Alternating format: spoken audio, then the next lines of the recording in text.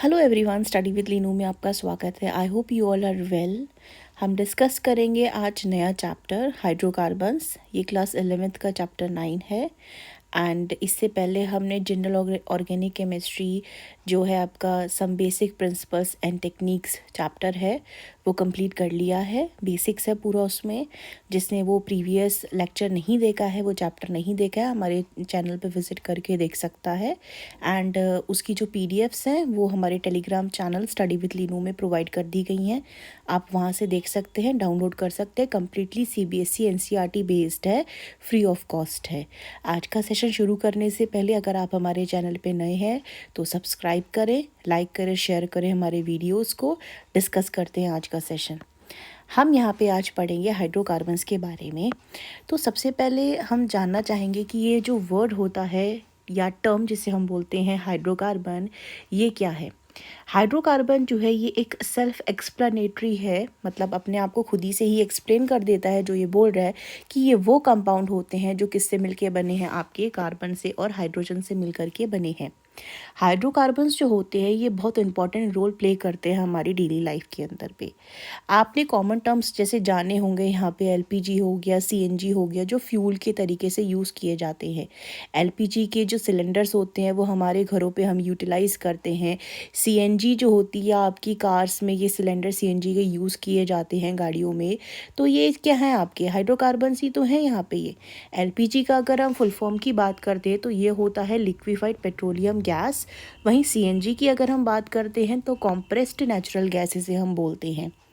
Another term जो LNG आता है, लिक्विफाइड नेचुरल गैस, ये भी आजकल यूज़ होने लग गया है। This is also fuel. ये भी क्या है, फ्यूल आपका एक फ्यूल है जो कि ऑब्टेन किया जाता है लिक्विफाई करके नेचुरल गैसेस को, यानी कि गैसेस को कंप्रेस करके लिक्विड फॉर्म में लेकर के आते हैं। पेट्रोल, डीजल और केरोसिन जो होते हैं ये ऑयल्स हैं, ये ऑब्टेन किए जाते हैं फ्रिक्शनल डिस्टिलेशन से ऑफ पेट्रोलियम के, जो कि मिलता है आपको अर्थ की क्रस्ट के अंडर से। कोल गैस जो होती है उसे ऑब्टेन करते हैं destructive distillation of coal method से। नेचुरल गैस जो होती है ये हमें मिलती है upper strata during the drilling of oil wells. जब हम ऑयल के कुएं जो होते हैं उनको ड्रिल कर रहे होते हैं, ड्रिल करके, तो वहाँ पे जो सबसे पहले आपका अपर स्ट्रेटा वाला पोर्शन आता है वहाँ पे आपको क्या मिलता है, नेचुरल गैस मिलती है।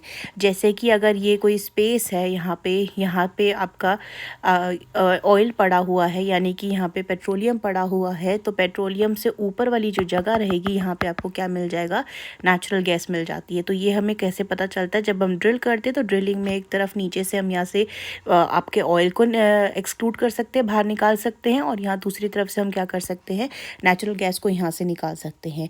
अगर आपको याद हो, क्लास 8 का ये चैप्टर आता है, उस चैप्टर में इसके बारे में काफ़ी अच्छे से एक्सप्लेन किया गया है, कोल एंड ऑयल के बारे में, पेट्रोलियम के बारे में।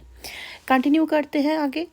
The gas after the compression is called as the compress natural gas. इसको जब हम गैस को कॉम्प्रेस कर देते हैं तो इसे हम क्या बोलते हैं, कॉम्प्रेस नेचुरल गैस बोलते हैं। एलपीजी जो होता है वो डोमेस्टिक फ्यूल के तरीके से यूज़ किया जाता है क्योंकि बहुत कम पॉल्यूशन ये क्रिएट करता है। केरोसिन ऑयल जो है इसको भी हम यूज़ करते हैं डोमेस्टिक फ्यूल के फॉर्म में, लेकिन ये क्या करता है, पॉल्यूशन को कॉज करता है। तो जो चीज़ हमारे इन्वायरमेंट के लिए बेनिफिशियल है हम उस प्रोसेस की तरफ अपना ज़्यादा रुझान करते हैं, क्योंकि ये क्या है, सस्टेनेबल भी होते हैं और बेनिफिशियल भी रहेंगे हमारे इन्वायरमेंट के लिए। इस करके एलपीजीज़ को यूज़ किया जाता है यहाँ पे। ऑटोमोबाइल्स को चाहिए होते हैं फ्यूल्स, जैसे कि पेट्रोल हो गया, डीजल हो गया, सीएनजी हो गया। अब पेट्रोल और सीएनजी जो होते हैं ये ऑपरेटेड होते हैं ऑटोमोबाइल्स में, ये कॉज करते हैं आपका less pollution comparatively. All these fuels जो होते हैं, जितने भी अभी यहाँ डिस्कस किए गए हैं, ये क्या हैं, आपके मिक्सचर हैं किसके, हाइड्रोकार्बन्स के, जो कि सोर्स होते हैं एनर्जी के। हाइड्रोकार्बन्स जो होते हैं इनको यूज़ किया जाता है मैन्युफैक्चर के लिए पॉलीमर्स का, जैसे कि पॉलीथीन हो गया, पॉलीप्रोपीन हो गया, पॉलीस्टीरीन हो गया, ऐसे बहुत से पॉलीमर्स आते हैं, उसमें भी हाइड्रोकार्बन का यूज़ किया जाता है। हायर हाइड्रोकार्बन्स की अगर बात करें तो उनको हम यूज़ करते हैं सॉल्वेंट के तरीके से पेंट्स में। They are also used in starting material for manufacturing of many dyes and drugs. thus हम अच्छे से यहाँ पे समझ सकते हैं कि हाइड्रोकार्बन की हमारी डेली लाइफ में क्या है, बहुत इंपॉर्टेंस है। डिस्कस करते हैं इनके क्लासिफिकेशन के बारे में यहाँ पे। तो हाइड्रोकार्बन्स जो होते हैं ये आपके डिफरेंट टाइप्स के होते हैं, डिपेंड करता है कार्बन कार्बन के बीच में बॉन्ड कैसा है यहाँ पे। इसी के अकॉर्डिंग यहाँ पे इसको क्या कर रखा है, क्लासीफाई किया गया है 3 मेन कैटेगरीज के अंदर। पहला आता है आपका सैचुरेटेड, दूसरा आता है अनसैचुरेटेड, तीसरा आता है एरोमेटिक। सबसे पहले अगर हम सैचुरेटेड की बात करते हैं, सैचुरेटेड हाइड्रोकार्बन जो होते हैं वो कंटेन करता है कार्बन और कार्बन के बीच में एक सिंगल बॉन्ड आता है। इफ़ डिफरेंट कार्बन एटम जो होते हैं ज्वाइन करते हैं एक दूसरे को ओपन चेंज बनाने के लिए दूसरे कार्बन एटम के साथ, तो ये किसके साथ बनाएंगे, एक सिंगल बॉन्ड के साथ बनाएंगे। और इसी को ही हम क्या टर्म बोलते हैं, एल्केन्स बोलते हैं। जब एक कार्बन दूसरे कार्बन के साथ एक सिंगल बॉन्ड से फॉर्म होता है, अटैच होता है, इनको हम एल्केन्स बोलते हैं। ये हमने प्रीवियस यूनिट में जान लिया है। On the other hand, if carbon atom जो होता है वो बनाता है एक क्लोज रिंग या फिर क्लोज चेन या फिर रिंग बनाता है, उसको हम क्या बोलेंगे यहाँ पे, साइक्लो एल्केन्स बोलते हैं। अनसैचुरेटेड कार्बन वो कार्बन होते हैं जिनके पास मल्टीपल बॉन्ड होता है कार्बन कार्बन के बीच में। अब वो या तो डबल बॉन्ड भी बना सकते हैं दूसरे कार्बन के साथ, या फिर वो ट्रिपल बॉन्ड भी बना सकते हैं दूसरे कार्बन के साथ में यहाँ पे। एरोमेटिक हाइड्रोकार्बन की अगर हम बात करते हैं तो ये स्पेशल टाइप के साइक्लिक कंपाउंड्स होते हैं जो कि हम कंस्ट्रक्ट कर सकते हैं लार्ज नंबर ऑफ मॉडल्स जो कंटेन करेंगे ओपन चेन या close chain, keeping in mind carbon की टेट्रावैलेंसी को ध्यान रख करके और हाइड्रोजन के मोनोवैलेंट कैरेक्टर को ध्यान रख करके। अगर आपको याद है प्रीवियस क्लासेस में हमने बताया है कार्बन का टेट्रावैलेंट कैरेक्टर के बारे में और हाइड्रोजन के मोनोवैलेंट कैरेक्टर के बारे में। कार्बन का टेट्रावैलेंट कैरेक्टर क्या हुआ, सिंपली एक बार एक शॉर्ट में डिस्कस कर लेते हैं। कार्बन जो होता है इसका एटॉमिक नंबर 6 होता है, इसके आउटर शेल में प्रेजेंट होते हैं आपके 4 इलेक्ट्रॉन्स। बेसिकली हम यही देख रहे थे क्या होता है, इलेक्ट्रॉन का डोनेशन होता है या इलेक्ट्रॉन का गेन होता है बॉन्ड बनाने के लिए। जैसे कि सोडियम के पास क्या एटॉमिक नंबर 11 आता है, तो उसके आखिरी शेल में क्या है, एक इलेक्ट्रॉन प्रेजेंट है, डोनेट कर देगा, स्टेबल आपका कॉन्फ़िगरेशन में आ जाएगा 2 की और 8 की। ठीक हो गया। अब वही क्लोरीन क्या है, 287 इसका कॉन्फ़िगरेशन, यानी कि क्लोरीन के पास 17 उसका एटॉमिक नंबर है। तो वो क्या करता है, यहाँ पे एक इलेक्ट्रॉन की उसको ज़रूरत होती है अपने आप को स्टेबिलिटी अचीव करने के लिए, तो शेयरिंग हो जाती है यहाँ पे। सॉरी, शेयरिंग नहीं होती है यहाँ पे, डोनेशन या फिर रिसीव कर लेते हैं इलेक्ट्रॉन्स को अपने आप को स्टेबल बनाने के लिए।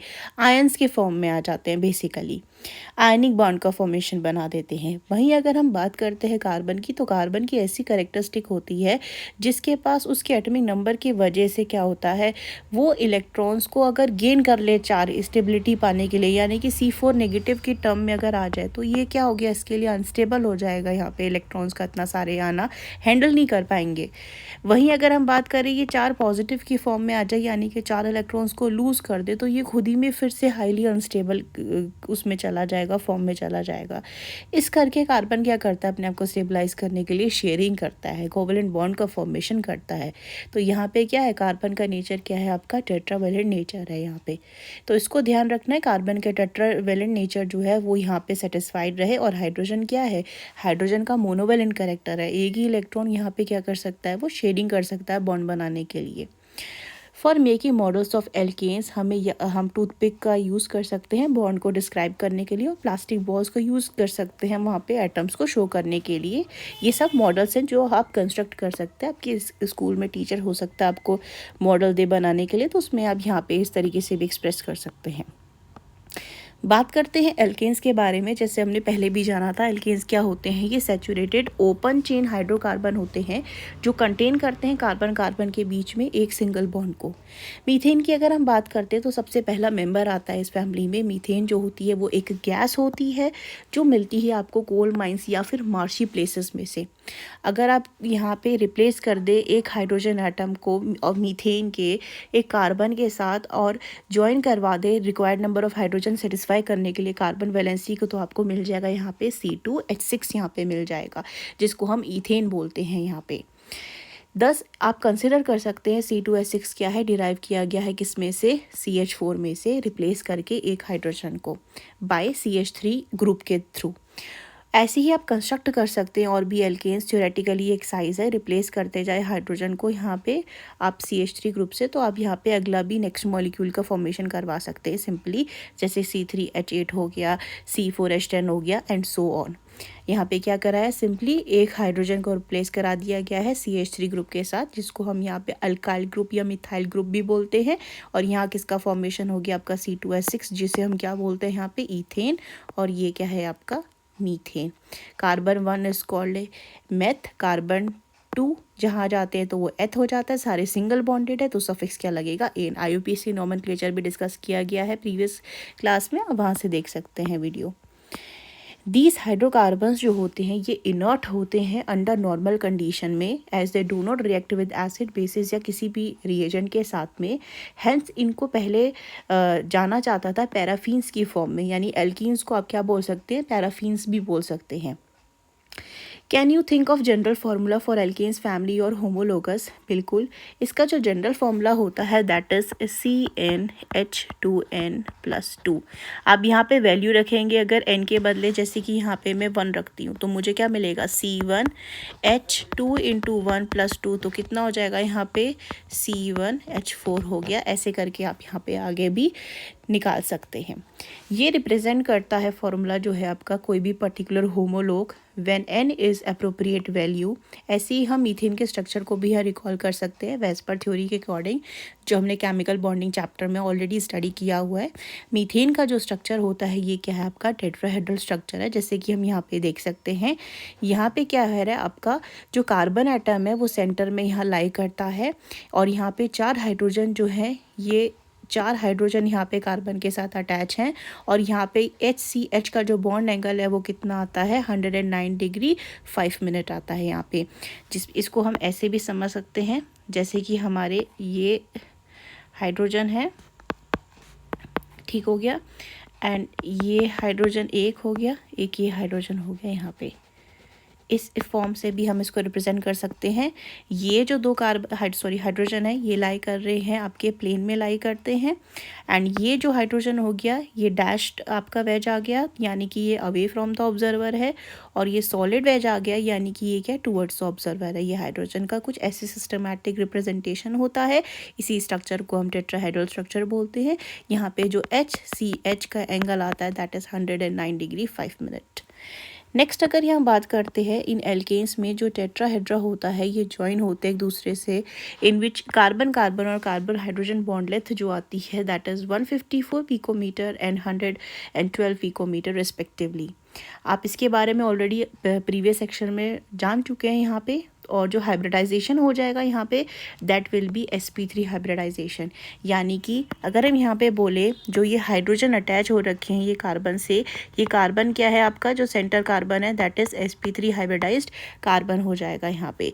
और ये क्या है आपके 1s हो गया, 1s और ये भी आपका 1s है यहाँ पे। नेक्स्ट यहाँ पे अगर बात करें नोमेनक्लेचर और आइसोमेरिज्म के बारे में, आप ऑलरेडी जान चुकी हैं नोमेनक्लेचर के बारे में, different classes of organic compounds unit 8 के अंदर। नोमेनक्लेचर आइसोमेरिज्म जो होता है अल्केन्स का, इसको हम आगे और समझ सकते हैं एग्जाम्पल के थ्रू। Common names are given in the parenthesis. First 3 alkanes दिए गए हैं यहाँ पे एग्जाम्पल के फॉर्म में, that is methane, ethane and propane have only 1 structure, but higher alkanes आ जाएंगे इसके अंदर, तो एक से ज़्यादा यहाँ पे बन जाएंगे। Let us right the structure of C4H10 का। 4 कार्बन एटम्स यहाँ पे हैं, जैसे कि हम देख सकते हैं C4H10 में can be join in a continuous chain के फॉर्म में आप लगा सकते हैं, यानी एक कार्बन के बाद दूसरा कार्बन सीरीज़ में, या फिर ब्रांचिंग के वे में भी हम लिख सकते हैं, जैसे कि हम यहाँ देखते हैं। डिस्कस किया गया है यहाँ पे किसको, C4H10 को, यानी किसका नाम क्या हो जाता है आपका C4H10। कार्बन 1 में मेथ है, सेकेंड में आपका क्या हो जाता है एथ, थर्ड में आ जाता है आपका प्रॉप, 4 में आ जाता है ब्यूट। और यहाँ पे क्या है आपका, जब हमने देखा सारे सिंगल बॉन्डेड हैं तो यहाँ से क्या पता चला, ये क्या है आपका ब्यूट एन हो जाएगा यहाँ पे, ठीक है। यहाँ पे हम देखते हैं कार्बन 1 2 3 4 4 कार्बन लगाए हैं यहाँ पे, इनके साथ हाइड्रोजन लगा देंगे कार्बन की वैल्यू सेटिस्फाई करते हुए वैलेंसी को, तो हमें यहाँ मिल जाएगा स्ट्रेट चेन स्ट्रक्चर मिल जाता है, जिसका नाम है ब्यूटेन बोलो आप इसको, या फिर एन ब्यूटेन बोलो, जिसका बॉइलिंग पॉइंट की वैल्यू आती है 273 केल्विन। सेकेंड यहाँ पे इसके बारे में देखते हैं स्ट्रक्चर के बारे में। ये ब्रांच स्ट्रक्चर आ जाता है यहाँ पे, जहाँ पे एक सीरीज़ में हमने क्या कर दिया, पहले कार्बन कार्बन अटैच कर दिए हैं 3 कार्बन, फिर सेकेंड कार्बन से हमने क्या करा, एक कार्बन और यहाँ पे लगा दिए, क्योंकि हमारे पास एक कार्बन बच रहा था, 3 कार्बन लगा दिए, चौथा बचा तो चौथे को हमने सेंटर में लगा दिया। सेंटर में लगाने से अब ये क्या हो गया, चेंज हो गई इसकी सारी केमिकल प्रॉपर्टीज़, यहाँ पे सारी प्रॉपर्टी चेंज हो गई। तो अब इसका नाम अगर हम देखते हैं तो 1 2 3 आ गया। सेकेंड पे कौन आपका मिथाइल ग्रुप अटैच है, तो इसका नेम क्या हो जाएगा, 2 मिथाइल प्रोपेन हो जाएगा। ये जो ब्रैकेट में आपका दे रखे हैं ना आइसोब्यूटेन, ये क्या हो गए, इनके कॉमन नेम्स हो गए। और ये जो बाहर दे रखे हैं that will be there IUPAC names हो गए यहाँ पे। तो इसका IUPAC नेम या IUPAC नेम इसको हम बोल सकते हैं 2 मिथाइल प्रोपेन, एंड इसका कॉमन नेम हो गया आइसोब्यूटेन, क्योंकि इस कार्बन से एक ये अलग ग्रुप जा रहा है, इसको हम फॉर्म को क्या बोलते हैं, आइसोफॉर्म बोलते हैं। और टोटल कार्बन कितने आ रहे हैं हमारे पास, 4, that will B isobutane. Boiling point क्या हो गया इसका, 261 केल्विन।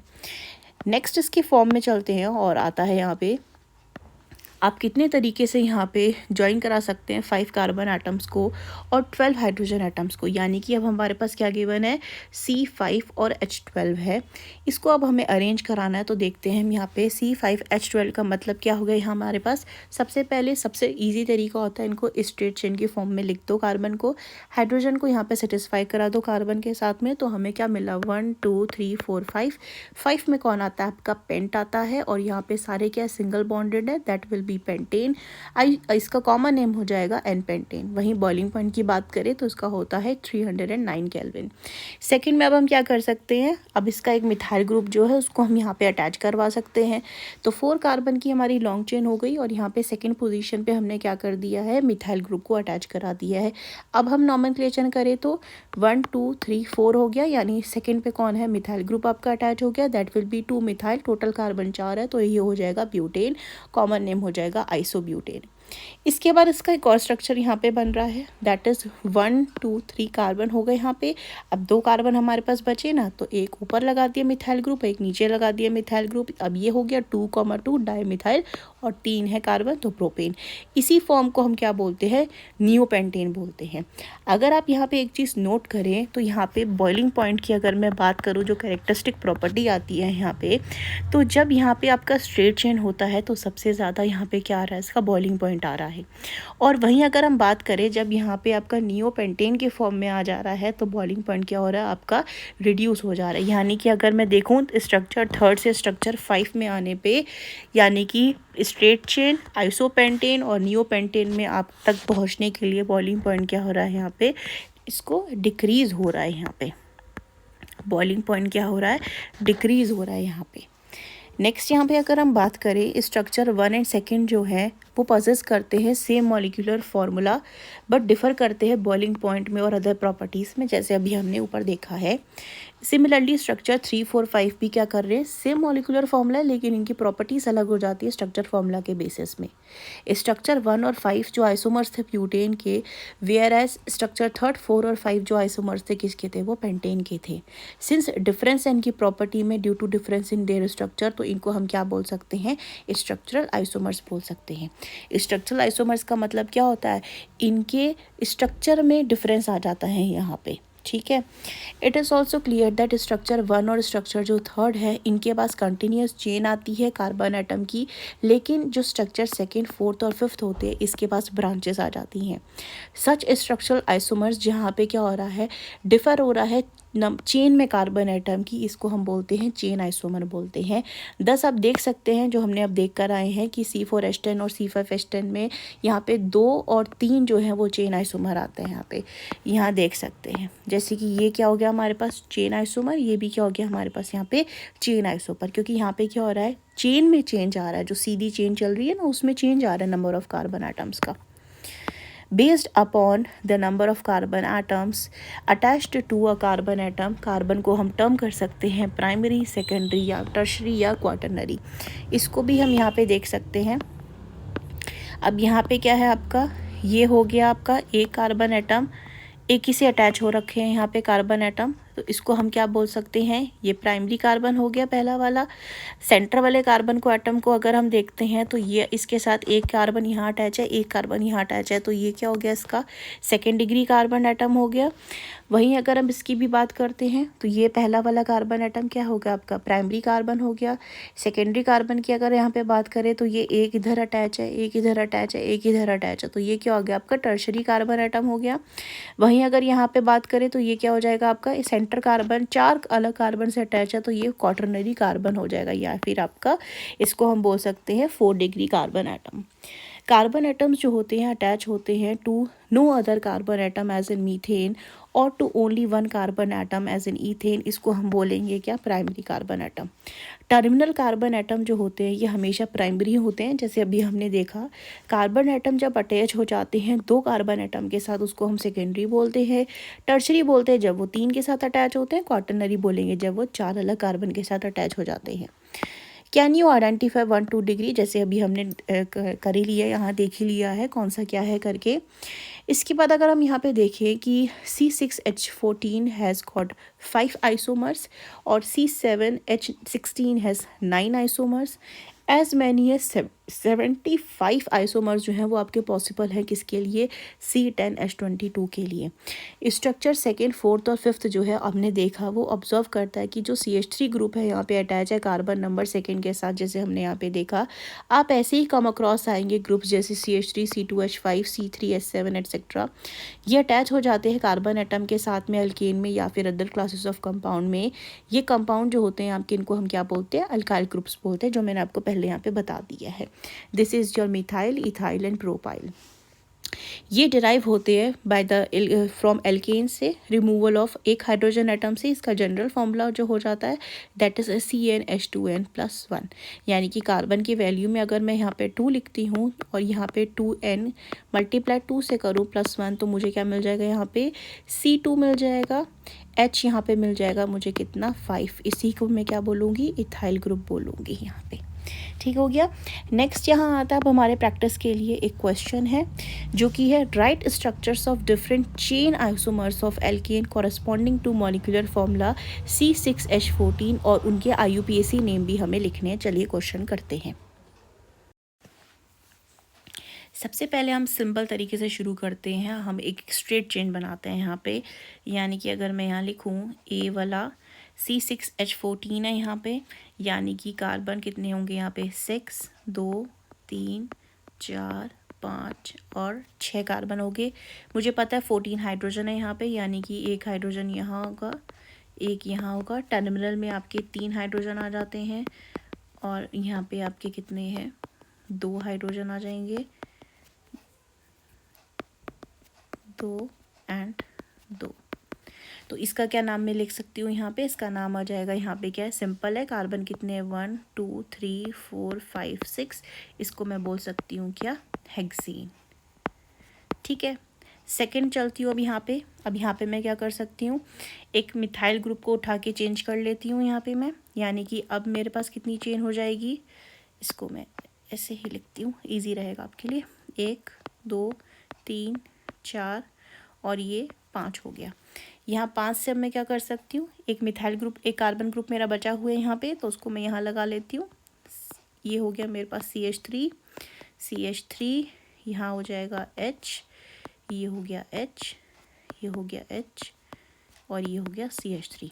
अब अगर मैं इसकी नेमिंग करती हूँ तो यहाँ से शुरू होगी 1 2 3। ये क्लियर नहीं हो रहा है, मुझे कलर चेंज करना पड़ता है, ये कलर ले लेते हैं। 1 2 3 4 5। अब यहाँ पे सेकेंड में कौन अटैच है, मिथाइल ग्रुप अटैच है, तो मैं इसको बोल सकती हूँ 2 मिथाइल पेंटेन। ठीक है।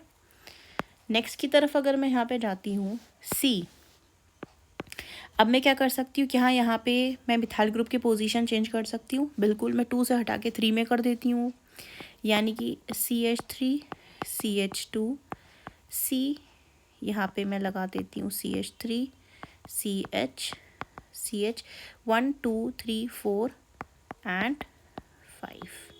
अब देखें 1 2 3 4 5। अब अल्काइल ग्रुप की पोजीशन कहाँ गई है, 3 पे आ गई है, तो उसका मैं नेम लिख सकती हूँ 3 मिथाइल पेंटेन, क्योंकि कार्बन मैक्सिमम कितने हो गए यहाँ पे, 5 हो गए हैं। इसके अलावा मैं और भी कुछ कर सकती हूँ यहाँ पे बिल्कुल। अब यहाँ पे अगर मैं चाहूँ तो यहाँ एक मिथाइल ग्रुप के साथ सेकेंड पोजीशन में एक और यहाँ पे लगा के देखूँ, हो सकता है ऐसा भी, यानी कि CH3 CH3 CH3, कितने कार्बन यहाँ पे यूज़ हो गए मेरे पास, 1 2 3 4, और बचे कितने, 2।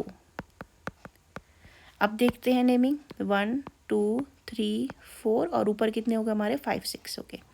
अब इसका नेम क्या लिख सकती हूँ मैं, 2 पोजीशन में क्या अटैच है हमारे पास, 2 मिथाइल ग्रुप अटैच है, यानी इसे मैं लिख सकती हूँ 2,2, ठीक है, डाई मिथाइल ब्यूटेन, क्योंकि टोटल कार्बन कितने हो गए मेरे पास यहाँ पे, 4, ठीक है। इसके अलावा और बन सकता है, बिल्कुल एक और बन सकता है यहाँ पे मेरे पास स्पेस कम है तो मैं नीचे बना देती हूँ ई। अब यहाँ पे क्या कर सकती हूँ, और मैं अब यहाँ पे एक 2 पोजीशन पे मैं मिथाइल ग्रुप लगा देती हूँ और उसी के साथ एक 3rd पोजीशन में भी लगा देती हूँ, ये भी डिफरेंट हो जाएगा, CH3 CH CH CH CH3 CH3, 1 2 3 4 5 और 6, ये कंप्लीट हो चुका है। अब मैं इसका नेमिंग करती हूँ तो 1 2 3 4, और ये क्या है, 5 6 है हमारे, तो इसका नेम में क्या, सॉरी ये एक, हाँ ठीक है, 2,3 आएगा यहाँ पे, तो इसको मैं क्या लिख सकती हूँ, 2 पे एक मिथाइल ग्रुप है, 3 में एक मिथाइल ग्रुप है, तो इसको मैं लिख सकती हूँ 2,3 डाई मिथाइल, अभी भी ये रहेगा डाई मिथाइल, और टोटल कार्बन 4 हैं तो ये हो जाएगा ब्यूटेन। ये तो थे क्या, ये थे इसके आपके सारे के सारे जो मॉलिक्यूलर फॉर्मूला है इसका C6H14 का, 6 आइसोमर्स थे यहाँ पे जो हमने अभी क्या करे हैं, डिस्कस किए हैं। तो ये था आज का हमारा discussion. I hope you like this video informative. If you do then like share and subscribe. Thank you for watching this video.